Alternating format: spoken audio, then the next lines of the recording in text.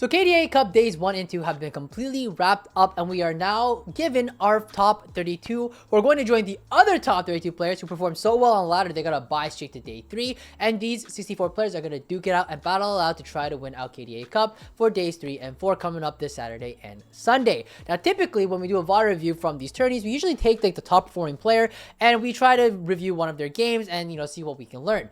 But as I was going through a lot of the top performing players, and by the way, the top performing player of day 2 was Humbug. Congratulations if you recognize his name. He actually was in the top 8 of the Las Vegas Open. So very, very good player supporting, and I believe he's part of the lab group. So shout out to them. But across the player list, and as I was going through a lot of the VODs, funny enough, I actually saw Riveting play an incredibly interesting game. And today I want to talk about it because typically, in a lot of TFT games, you might find yourself in a position that a lot of people would consider high roll. It's a position where you kind of got lucky and people are like, oh, the game's high roll, the game's over, you already won.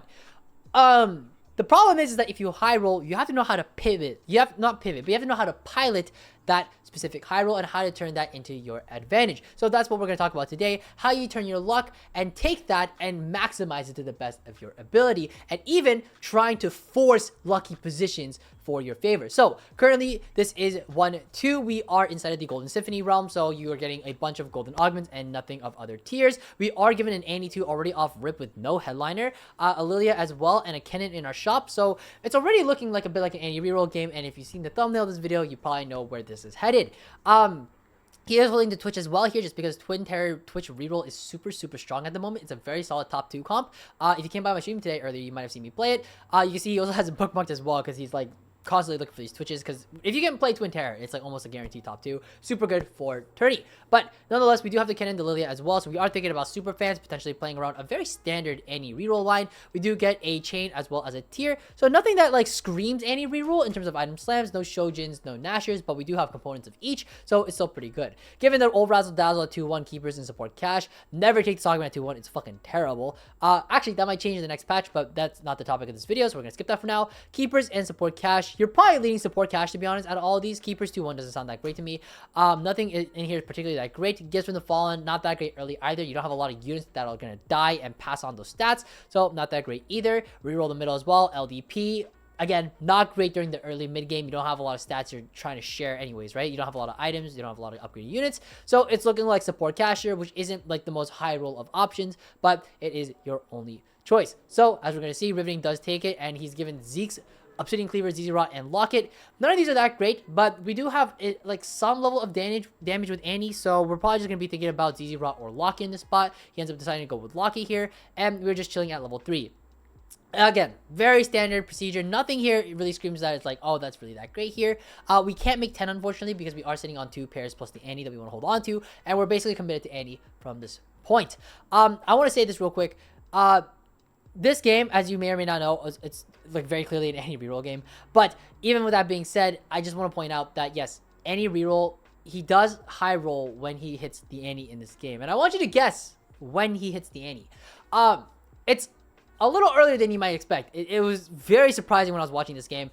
And I was like, I remember watching this game initially thinking like, oh, bro high rolled out of his mind. And then I saw his endgame board and I was like, how the fuck did that happen? Right? So this is a very cool game. So yes, it's Annie reroll. Yes, you might think it's Bedge. I'm actually gonna fast forward a little bit further.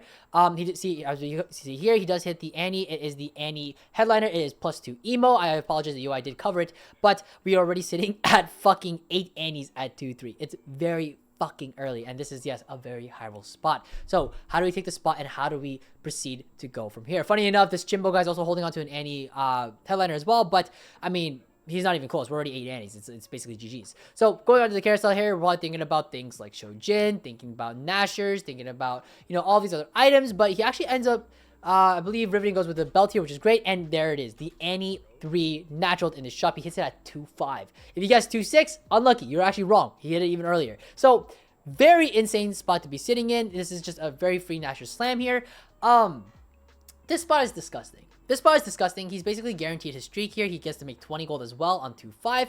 He is in a really fantastic spot. So how can you fuck this up if you're in this spot? Let's talk about the ways you can fuck it up, because a lot of people look at this spot and they're just like, oh, well, easy. Just play fucking, you play like, keep 2 emo in, you just play Spell Weavers, you just play Sentinel, you just play Ahri, and you're basically playing Ahri Sentinels. That is like the main line for Annie. but there are other ways of approaching this line. And funny enough, the team builder is a bit of a hint. Right now, I think Riveting is just unsure as to like what direction he's actually going to be taking this line. Sure, he does have the super fan item with the JG and the Nashers, which is super great, and super fans with Annie 3 plus like the spell weavers and stuff. Like that is the main line. But there are other ways of approaching it. And right now, as you can see, he's already thinking about Amumu and Poppy.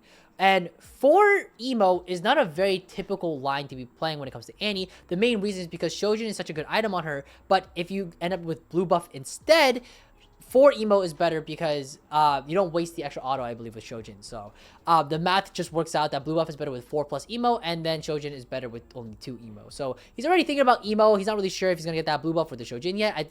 But I think from his spot, he wants to think about being able to slam whatever he finds as soon as possible. So he does find the Amumu here, which is really great. Has double chain, so nothing that is particularly that, you know, amazing. But he does have 4 super fan in case he wants it. Potential 3 KDA. He could hold on to the Evelyn here. But nothing that screams that's like, oh, this is like, you have to be playing this on your board. So again, a lot of front line here. We are chilling on our front line, so with the Locket especially, so we have enough damage. So throwing onto the Amumu makes a lot of sense. Sure, we're 3 Guardian, 3 Emo. It's a little awkward, but there's not much else that could have been done that could have been better. Maybe the KDA, depending on the hex pattern, but typically items like Locket, Zeke's, Banshees, where you have to line up like 5 in a row, it's not the best with KDA, just because there's no pattern for KDA that actually allows you to garner the full value out of these support items. So I can see why he didn't really want to play the KDA. Also, you're playing like an Evelyn 1, like it can't be that great. Anyways, remember your roots, Rich Get Richer and Not Today. Obviously, we are re-rolling Rich Get Richer, Not Today. Both of these arguments are terrible from the spot. Not Today makes no sense. Absolutely no sense. I don't even know how you would justify it, so I don't fucking know. Rich Get Richer doesn't make the most sense either, just because we have a lot of econ. We don't really need the extra little bit of econ. I apologize for the sirens in the background. It's...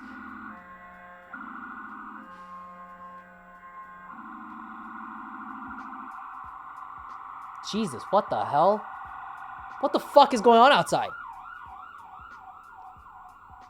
Anyways, I'm not gonna look out the window. I think a bus was like right in front of the police car and it wasn't letting it move. I don't know why. Anyways, I don't know if you can tell if it's a police car or an ambulance. I have no idea. But anyways, Rich Get Richer, we already talked about why it's not good. We got Harm Assist instead, so not that great. And we're actually, you can already see him just ready to just fucking click on Remember Your Roots.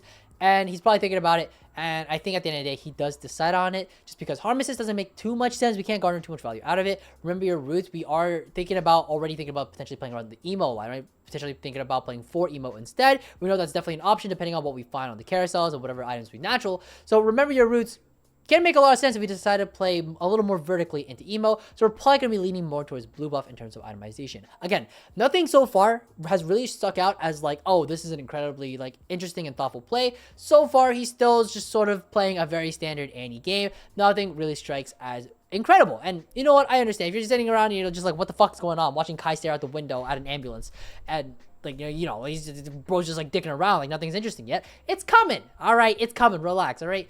Life is more rewarding when you are patiently waiting for your reward, I think. I don't know. To be honest, I'm talking out of my ass. Like something, you're better off. It's the marshmallow experiment, you know, like the psychology experiment with the child. Like, you give a child like 2 marshmallows if they wait, but then you only give them 1 if they eat it now, right? And then like the kids who wait are like smarter or something. Like, I don't know. I'm sure you guys are smart. You guys play TFT. Anyways, you get the idea. So, going into the carousel here, we do see that there is a blue buff already taken away from us. It was on an Amumu as well. It would have been sick. We do see that there is a spat as well on the carousel that gets taken away as well, because I mean, why the fuck would it not? We end up getting a Raw that isn't that great, but maybe something like Spark. It does make some level of sense. That Poppy, very high roll, by the way, and we actually leveled to 7 here, which is kind of interesting. Leveling to 7 here when we're only 20 gold, we're a little poor in this spot, but we are 4 streaking, and I think by leveling here and getting the 4 Emo in, Riveting is probably thinking like, hey, this is a huge ass spike. It makes a lot of sense. I can preserve my streak, and 4 Emo just, gets my Annie casting faster, because right now, with the exception of Nashers, which isn't really a mana generation item, we don't have a mana generation item. So, makes a lot of sense. I like this a lot. It's a little expensive, but it's totally fine. We can justify it, getting the streak, getting everything going. So, again, that Poppy at level 6, very high roll. Again, you might be watching this game thinking like, oh, he's high rolling out of his mind, but again, it's we're getting to the spicy part. Don't worry, we're getting to the very spicy part super soon. It's coming up, chef's kiss. Anyways, 3-6, we are on that 5 streak. Nothing else that really needs to be done. We are 4 superfan. We could maybe drop 4 superfan and a 3 again for the KDA, but that's the only thing I can really think. Maybe Sentinels is better than having 4 superfan as well. You don't really need the Omni Vamp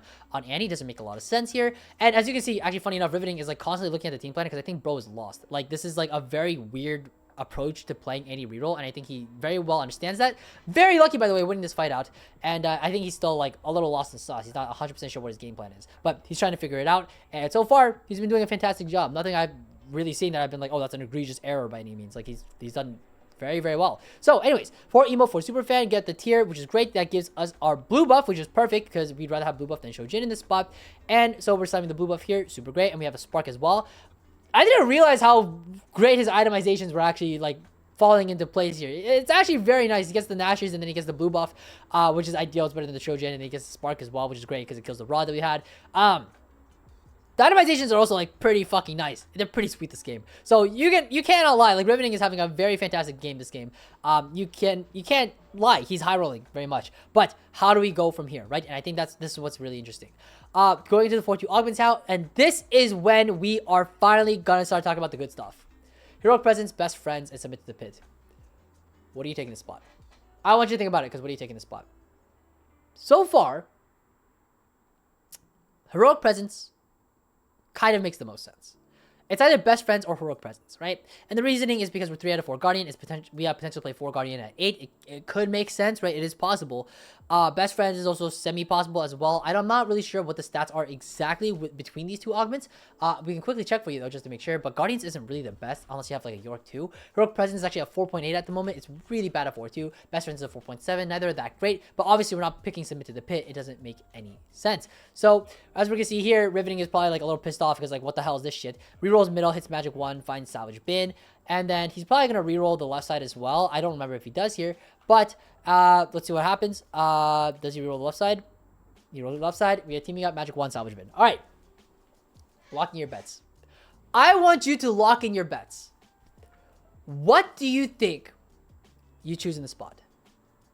Some of you are very prudent, and you might have connected the dots because the augment that he chooses in this spot is actually, funny enough, in the thumbnail, in case you don't remember. But if you don't remember, a lot of people in this spot would take Magic Wand. Makes a lot of sense. We get a Morello, we get a little extra AP for our Annie. Makes a lot of sense. Teaming up, get another support item. How bad could it be? Nobody ever would really think about taking Salvage Bin in this spot, ever.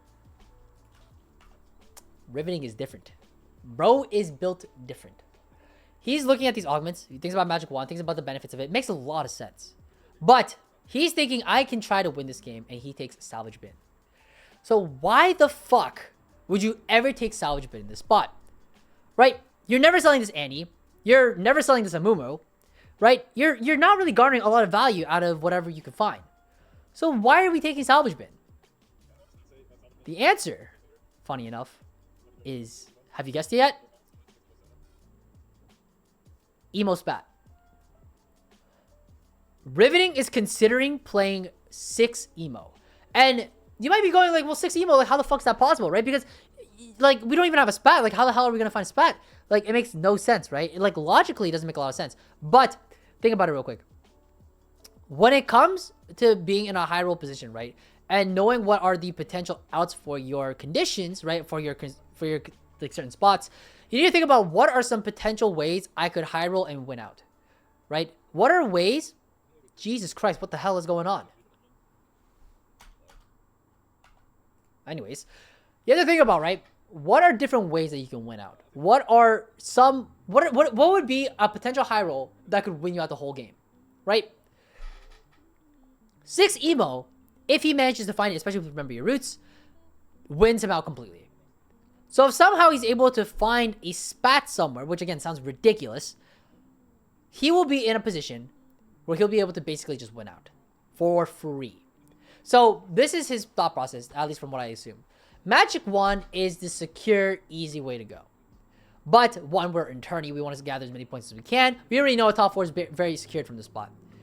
So why not try play for first? And then we can try to play for first by potentially putting ourselves in a position to be lucky. And I think that is what's so interesting. So taking Salvage bin at 4-2, he's able to say, hey, if I find any full item that has a tier in it, then I can potentially look for the emo. I can look for the 6 emo out, which is an absurd way of thinking about it. Again, I don't think a lot of people would think about this, but also you can take into consideration that in the later carousels, you can take Salvage bin, and then you can take a spat as long as it's craftable, and you can break it apart to get your 6 emo. So it's not actually as far-fetched as it sounds. So this is a very, very interesting way of approaching the game. It's very like, I'm playing for first. I know my spot is good. I know my top 4 is secured. I'm playing for first. And I loved seeing this decision making. I thought it was absolutely brilliant. So here we are. We still don't have any anti-heal yet. Potentially we could do Morello on the Seraphine. It's probably a little better than Sunfire. Maybe Sunfire onto this Poppy. I'm not really sure. But as you can see, by the way, he's all like constantly utilizing the team planner because it's like, bro, it's like, I'm pretty sure he's kind of lost because it's a little bit of a really niche line. I don't think I've ever really seen anybody play 6 emo except during like the PvE. So seeing him like trying to figure this shit out in real time, I thought it was really, really cool. But he's probably thinking about his item slams right now. Let me look at what he's got. He's probably takes the cloak here, takes Sunfire, and then he takes Declaw. That's totally fine. So Poppy, if you don't know, loves having a lot of HP. Her ability actually scales off HP if I remember correctly. So Warmogs is great. The Declaw is great for the HP regen. Get the Sunfire as well for the anti-heal. So we're sitting at a pretty good spot. We already have the Spark as well, so it's not like we need the Shiv, and having this tier open for the emo spat potential later down the line is really nice. Again, we do have Salvage bin, so we could sell the Poppy later down the line. Maybe make like, I mean, I don't really know what else you would make, to be honest, in that spot. Maybe Redemption was an option instead of Declaw, but even then, I think just keeping the tier open is really nice. You can even just make the justification to just slam the tier right now onto anybody. It doesn't really matter, especially on an emo unit, because then if you find the stat later on, you can just pop it off. But anyways, Raving's in a really good spot. Now it's 5-2. He's not level 9 just quite yet. Some people in the lobby are about to hit 9 at this point, especially those who are high rolling, Voidson not being one of those. But we are sitting, by the way, just look at the HP discrepancy. 73 down compared to 32, and like everybody is in like the 30s and below.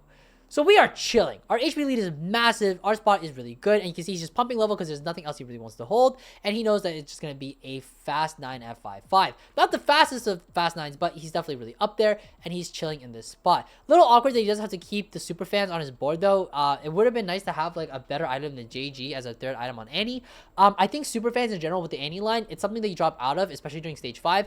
You really do want those 3 items on Annie that are like a little bit better. She has enough damage already from like Nashers and blue buff. Super fans isn't necessarily incorrect, but the higher cap is definitely just having 3 better items. JG compared to a lot of other AP items is just objectively a lot worse. So do you notice anything in this carousel? Do you notice anything in this carousel? Heartsteel spat. God. Bro, taking Salvage bin to think about the potential of hitting this at 5-5 for that emo spat is so 5-head. I thought this was so brilliantly played. I loved this. And so here he finds the Vex as well. He gets the 6 emo and he's playing emo Ari. It's probably going to be emo Sona later down the line. That makes more sense. You don't really need the more damage from Ari. You just have the 6 emo from Sona. But nonetheless, we are chilling in our spot. This Ari's casting infinite. We're going to get a Sona that's going to cast infinite. This spot is so, so good. And not only is it good, it was well deserved.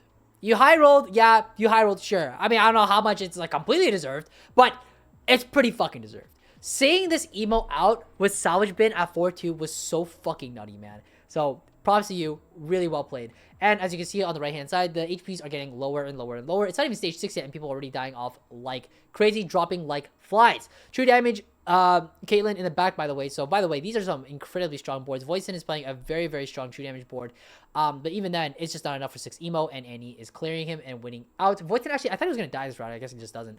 But Penguin goes down, and so does Flightsy, unfortunately, my boy. And we are sitting level 930, sitting chilly with this 6 emo, very spicy board. And I fucking, again, I can't stress enough, like, this board is so fucking sick. It's so cool. But anyways, yeah, it's a little awkward with the 3 Guardian or whatever, like, say what you want, but nonetheless, still very cool board. So he does decide to roll here. I think he's looking for Alaois, but he's also looking for like other ways to spike his board, specifically the Sona. Sona really spikes his board the hardest. Wow, what a crazy pivot. So he completely gets off the super fan, so God bless. I love that he did that.